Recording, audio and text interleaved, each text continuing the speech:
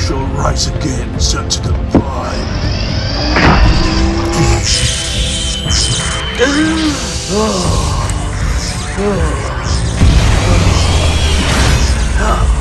Optimus Prime. Welcome back, old friend. Whoa. What you talking about, Optimus Prime? Are you saying that I'm old?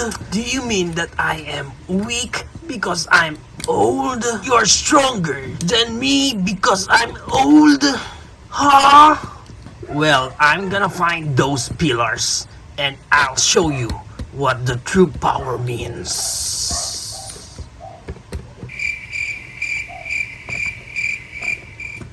What the?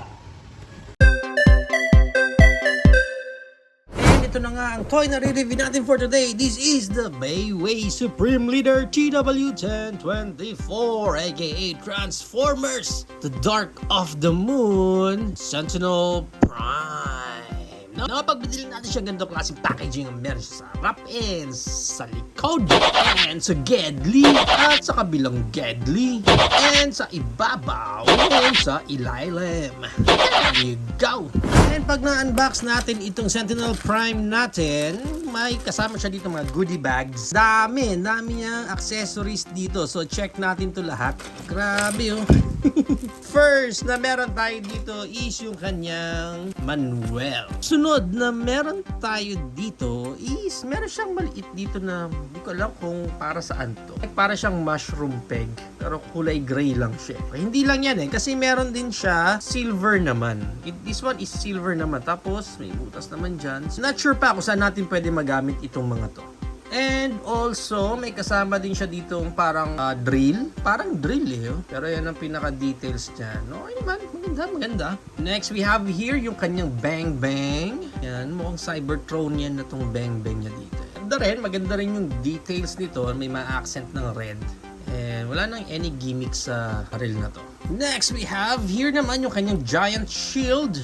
Ganda rin yung details ng kanyang giant shield. Pure plastic lang. Ganda Okay yung details diba? Shining, shimmering din. Ito yung hawakan niya. Wala rin any gimmicks for this shield. Gigantic shield. And next, we have here naman yung kanyang parang cape. This one is made of rubber. Nabibent-bent siya. Maganda yung dating itong cape niya na to. And lastly, we have here, part din na accessories niya is itong kanyang dalawang blade.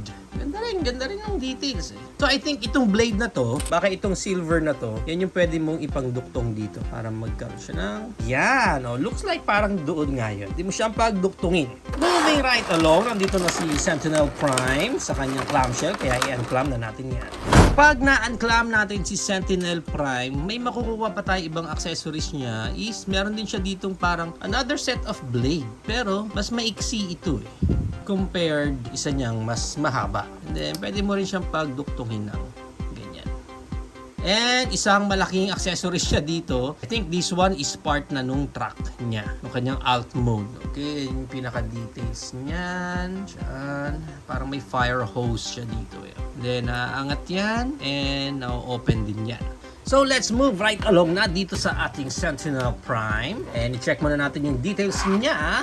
Yan ang kanyang face. Ang ganda ng face Ang ganda Ang maganda kasi dito sa face niya, kung titingnan mo maigi, mas lubog pa yung eyes niya. Diba? Mas lubog So hindi siya pininturahan lang. Looks like nasa loob pa mata niya ang ganda ng face. Okay na okay. Sa gilid, mukha siya talagang prime Pero ang ganda, diba? Ang ganda. Check pa natin yung iba pa niyang details dito. Yan, ganda.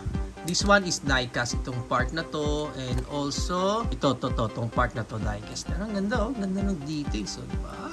Okay, ang ganda Aesthetically, ang ganda niya yung mga details niya sa gilid niya, ganyan itsura niyan. And sa likod, yan. Kasi dyan yan sa likod niya. Yan, okay, so yan ang itsura niyan sa likod. Ganda rin naman maganda siya. Try na natin muna yung kanyang Bang Bang dito na malaki. Pwede mong ilagay yan dyan. Yan And then, I think itong parang kanyang drill, pwede mo rin naman paggamit na yan sa kanya. Yan. Sige Megatron, sumugod ka din. Ganyan. And right now, itry naman natin itong kanyang blade. Yung blade niya na to, pwede niyang hawakan yan dyan. Dalawa yan. magkabilang hands. Ayan o. And then this one, pwede mo iduktong yan dyan. Okay, di ba? And then, maganda niyan, ang kamatch niyan is yung kanyang shield. Itong shield niya na to, hindi niya mahawakan ng pagganyan eh. Kasi yung handle niya is pa-straight lang. So, ang hawak mo lang sa shield niya is pagganyan. Pababa lang. So, yung kamay niya parating nakasunod lang dun sa shield. Anyway, ayan na si Sentinel Prime. This is almighty weapons. Try natin itong maliit niya na to. Pwede rin. O, ayan o. Pwede rin.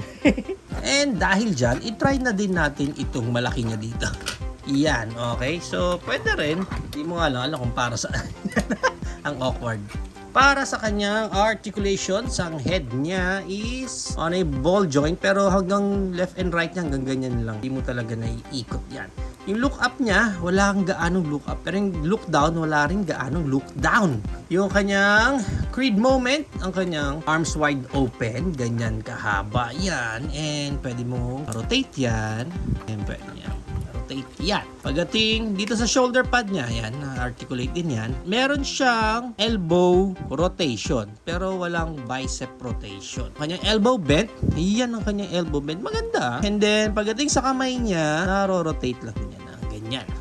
Wala nang any articulation sa mga fingers niya. Dating sa waist, konting waist rotation kasi tumatama na to. Tanggalin nga natin. Konti lang talaga yung waist rotation niya. Although meron siyang ab crunch dahil sa transformation niya. Pero pwede na rin. 1, 2,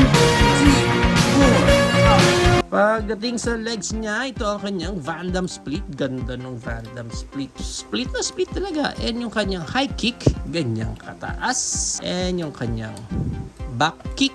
Wala na siyang thigh rotation dito pero may rotation siya sa taas naman ng tuhod niya. Yan.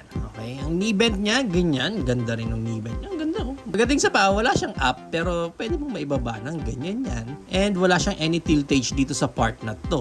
Now, para sa kanyang transformation, ang first kasi na kailangan natin gawin is ito muna talagang ikabit mo. So kung ipang di-display mo siya, maganda ito ang ilagay mo, syempre. Pero pag itatransform mo na siya, maganda, dapat ito ang nakakabit na sa kanya. So, may pagka parts former siya para dito sa malaking part na ito. So, first na gagawin natin sa kanya is ibababa muna natin itong part na to.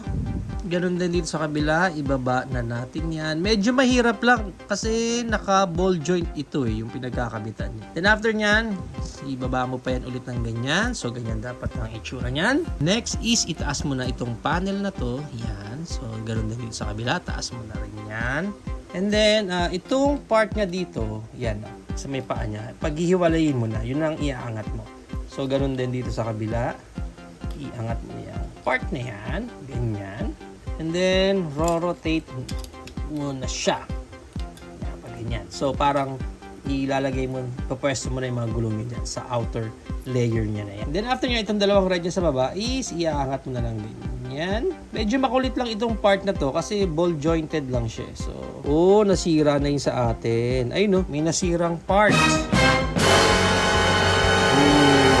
Looks like yung pinagkakabitan niya ng ball joint. Itong kabila, ayan, compare nyo. Hindi pa gaanong sira, di ba? Ayan. So, ingatan nyo yung part na yan. After nun, itong malaking panel niya dito, may slide kayo dyan eh. Itong part na to at ito. Ayan.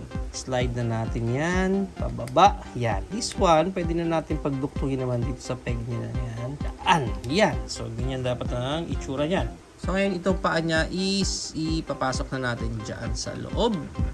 Baba, yan, dyan. Pag ganyan, ganun din dito sa kabila. Yan, ang itsura niyan. So, pag titingnan mo siya dito sa harap, ganyan na dapat ang itsura niya. Okay, and then from here, itong mga shoulder pads niya, bababa na natin. And then, i-open natin itong chest area niya. Okay, so ilapad yun na. Ganun din dito sa kabila, i-open na natin yan. Yan, so ganyan na itsura niya. And from here, even itong mga gray panels niya na yan, i-open nyo na rin. Yan, pag ganyan siya dapat. And then, doon naman natin tatago yung ulo niya. Yan. So, after nyan is ito, pwede na natin siyang i-fold ng ganyan. Kasi itong part na to, dapat to nakasecure na dyan. I-open muna natin to. Yan, open muna natin yan. And then, rotate na natin yan. And then, itong part na to, Yan, dito na siya tatakip. Okay, so dyan na siya tatakip. Ngayon, makita nyo itong dalawang parang mushroom peg niya dito. Doon din siya pupunta. Yun na magsisecure dyan sa area niya. Okay na tayo dyan sa part niya. Pero itong gilid na to, tsaka nyo siya ipupush na lang. Dito nyo na lang kunin sa baba para maipush mo yung peg niya na yon at umakto siya doon sa paglalagyan niya. Yan. Okay. Then sa kabila. Mahirap itong part na to sa pinto. Wala, didiskartehan nyo na lang talaga. It's very impossible na maipeg mo yun ng sabay-sabay. Yan, okay. Whew, naisakto rin natin yung part na yan. Come on, baby! Every transformation na lang. Dito sa kamay niya, ito mga side pegs niya dito, yung mga panels niya dyan. Yan. Pwede mo nang ilagay doon. May mga pegs din naman siya na magpa-follow na lang doon. Yan, ganyan ang itsura niyan sa loob. Yung kamay niya, dapat dyan magsasakto yan. So, ganun din dito sa kabila. Fold mo lang muna yan. I-position mo na. And then, yung mga pegs dyan na paglulusutan niya dyan. Yan. Naiipit-ipit pa tayo. Tapos, dyan yung kamay niya. Yan. Okay, so ganyan ang itsura niyan. Okay ha. Maganda rin, maganda rin. And then, after this, ito is the direction na natin. Yung peg niya dito sa likod. Yan, isasakto mo na lang siguro yan dyan. Okay, pipisa-pisain mo na lang siya para lang sumakto siya doon sa mga pegs niya. Pisain! Yan! Nag-snap din. Whew. Oh, ito naman hindi pantay. Ito naman ang ipapantay natin. Yan! Nag-snap din. And then, itong mga side mirror niya, mga pang finishing touches na lang. I-pwesto mo lang ng pagganyan. Okay, iaangat mo lang yan mga side mirror. Itong dalawang weapon na to, actually nabe-bend pala yan. Ayan, nabe-bend pala yung mga handle niya dyan. So, pwede mo siyang ipeg. Ayan, may makikita kayong dalawang peg dyan. So, doon mo siya ipapwesto naman. Yan, so, pag ganyan naman siya. Gulay. So much pegs. Ang titingnan nyo lang naman dyan, itong white na to dapat pumantay siya dyan. Sisiksik nyo maigi yung handle dun sa loob para lang pantay siya. So, dito sa kabila, ipapantay lang natin yung white. Again, itong handle na to, isiksik nyo maigi doon sa pinakaloob para pantay ito dyan. Yan, okay. So, right now, ito na si Sentinel Prime sa kanyang alt mode. Ang kanyang, ano ba to? Fire truck? Military fire truck ba ito? Details pa niya. Ayan, sa gilid. Maganda eh, no? Medyo halata mo lang yung mga gaps na galit-galit sila ng konti. Yan. And then, mas maganda kung may silver din sana yung mga gulong niya sa mugs. And sa likod, sa kabilang gilid. Okay, unique kasi. Napaka-unique kasi nung alt mode ni Sentinel Prime. And sa ilalim, malinis na malinis. Okay, goods, goods. So, rolling ba siya? Hindi. Hirap siyang mag-rolling kasi hindi gaanong naka-flat ng straight. So, nakaangat ng konti dito sa front part niya. Kaya parang hindi lumalapat yung gulong niya. Ayun ang mga issues niya. Pero overall, aesthetically speaking, maganda yung kanyang alt mode. And ang height ng Sentinel Prime natin na to is around mga 7 inches lang siya. And ang maganda niyan, i-compare na rin natin siya sa ating Bayway Star Leader Optimus Prime. Ganda nga yung scaling nilang dalawa. Bayway Earth-Shattering Megatron. Bayway Shockwave. Bayway ROTB naman na Optimus Prime din. And ang ating OP-01 Optimus Prime. So yan ang ating height comparison. So if you are planning to buy this Bayway Sentinel Prime, ang price range niya is around 600 up to 1,000 pesos. Depende na lang again kung saan market kayo makakuha ng specific copy ninyo or kung bibili kayo nakasama na yung mga upgrade weapons niya. There you have it now guys. Ito na ang Bayway Supreme Leader TW1024 aka Transformers Dark of the Moon Sentinel Prime. Overall, for me, itong Sentinel Prime na to is napaka-astig niya. I think with all the Bayway na mga figures na ni-review natin dito, I think itong si Sentinel Prime ang isa sa may pinaka-magandang look. Kasi for me, parang ang ganda lang ng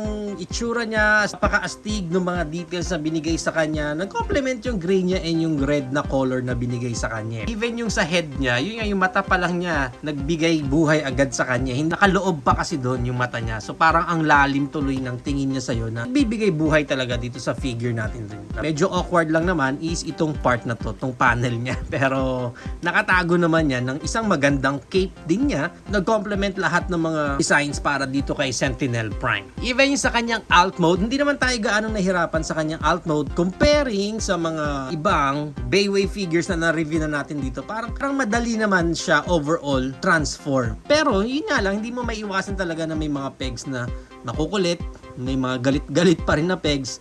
Since this is a knockoff, expected naman na natin yun. Pero overall, yung design ng kanyang alt mode, ang ganda rin. Kaya for me, I think, masasabi ko, itong Sentinel Prime na to is isa sa mga best na figures na nilabas ang Bayway.